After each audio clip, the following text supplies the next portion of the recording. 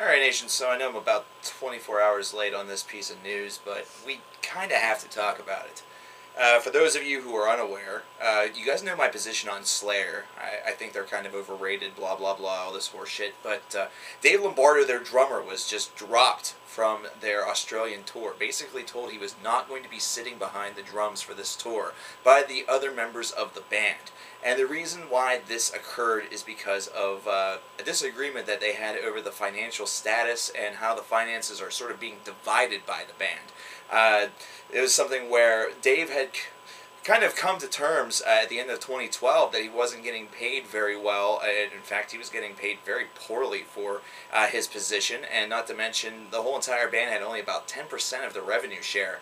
So 90% of it was going to things such as touring costs, travel expenses, venue costs, basically the different costs that keep a band running. And he had a model that was a little bit, I guess, better.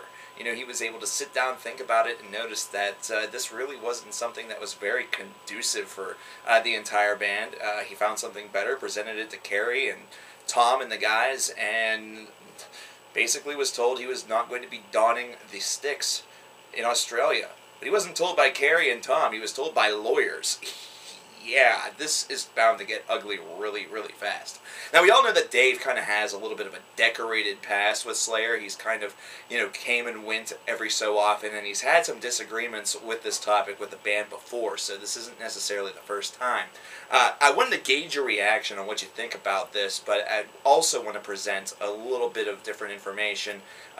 Mainly a lot of opinion, somewhat, there's a little bit of economics that maybe I'd like to present to this. This is basically my opinion on the matter, but laced with some facts that might be pertinent. Now, a band is kind of like a business whenever you get to the, I guess, the elevated status that Slayer has accomplished. They're one of the big four of thrash, not to mention they are still one of the most commercially viable bands in the heavy metal scene today. Yeah, you would think that after all of this time that maybe this would have waned a little bit, but it's certainly not the case. Slayer is still immensely popular. Tons of people love them. Tons of people buy their records. I still have demands every single day I go to work for Slayer. CDs and even merchandise, which the merchandise we unfortunately don't carry. Now, because of that, there is a lot of different money that's coming in from different directions. But whenever you strike it out on the road and you are going to be playing these large ventures, these large festivals, and these different types of things, there are a lot of expenses that you have to take care of. You have to take care of your travel expenses. You have to take care of your touring expenses, which means paying the roadies, paying the crew, having the stages set up. There's some set building that could somewhat be be attributed to this. There's equipment, transportation, there's paying the venue, because sometimes you do have to do that. They're not just going to book you because of who you are. They are a business as well, so they have to be getting something out of the deal as well. Now, these are just some of the associated costs that are a part of that. Whenever it comes to money that's streaming in for you guys, there's of course ticket sales, CD sales, merchandise sales, anything that perhaps you're getting from your website, whether it be kickbacks, residuals, advertising, whether or not you have different bargaining or different endorsements, rather, from different companies, guitar companies, drum companies, microphone companies, etc. Kickbacks for whether or not your songs are being used in movies or whether or not they're being used in television shows, different ways in which the media is being used, different ways in which the media is being distributed. All of that has to do with a lot of fundamental economics.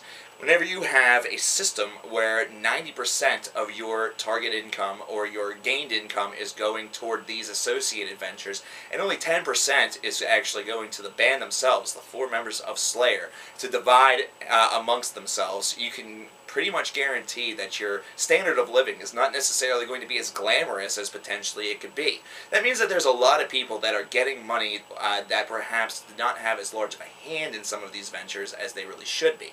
And that could easily be the label, that could easily be production, that could easily be associated debts that need to be paid off through the past, whatever it may be. Now, 10% may not seem like it's a very large number. And you know what? It probably is not a large number, because it's not like Slayer is, Justin Bieber or something like that, where literally there's, it's not like there's Slayer notebooks, Slayer eraser heads. You're not exactly going to be like Slayer, figurines, Slayer blankets, Slayer pillows, Slayer underwear. There might be, but hell, I don't know. This is something where we're talking about a little bit smaller amounts. And here's what I don't really like about this whole situation. It does seem to be centered around money, and a lot of people have that idea that that's not metal or anything like that. Let's throw that out the window, because you have to understand that there is a little bit of a business side that's associated with being in a band. You're not going to be in a band that's touring and, you know, eating for very long if you don't have a little bit of an understanding of money, or at least somebody alongside of you that does. My problem with this whole situation is that Dave actually had a proposal that was in hand, that he was speaking and, you know, reflecting to these gentlemen, the other members of Slayer, and it seemed as though they just completely and totally brushed him off. Now, do I know whether or not Dave's proposal was A, feasible, or B, even doable? No, that information hasn't been released. So for all I know, this is something that he proposed it, but it was just completely unfeasible. It had absolutely no ability to working, and in fact, if anything, they would have lost more percentage points off of that 100% pie chart hole, as opposed to gaining it. Now, it's also one half about also the fan experience, which Dave, of course, is very pro to the fans. So maybe that's something where there are even more costs involved, or maybe it's something where certain things were going to be cut. Either way, it seems like certain people in the band, whether it's in the band or the label or something, there seems to be control in one portion that doesn't seem to be, you know, kind of encircling the main players in this situation. It seems like perhaps some people have more eggs in the omelet than others. It almost seems like certain people know that they have other forms of money coming in, and because of that, the 10% is a pretty sweet gig. You know, what is being made is feasible.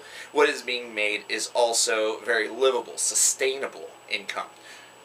And it might not be the case for everybody. So that's kind of where it becomes a little bit fucked up. It also becomes fucked up because basically Dave just proposed a counter-proposal to the current state of affairs, basically going against the status quo.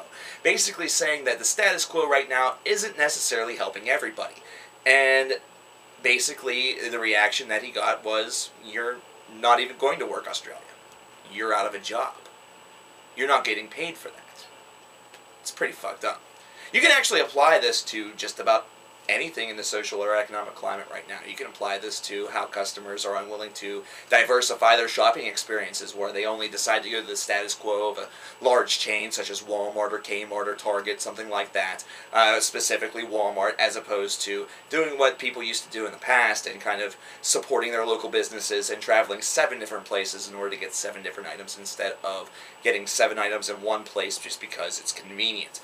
You could actually apply this to the political spectrum, that it is, you know, politically feasible to do things one way and keep it that way, you know, go for a tax cut instead of actually trying to stimulate the economy simply because that's what they've done for thousands and thousands of years, or however long it's been. You could really apply this just to anything. Rabble-rousing or kind of going one step beyond in order to try to improve a formula always is met with resistance whenever the people that are, I guess, getting the most out of the current formula don't want change, because they're already getting the maximum out of it. They're already getting that and more. So it seems as though there's a bit of a conundrum here, that some people had a little bit more, you know, to do with this and have a little bit more of a hand in the cookie jar than others. What do you guys think? I think that this is pretty fucked up. Do you guys think this is fucked up? This is fucked up.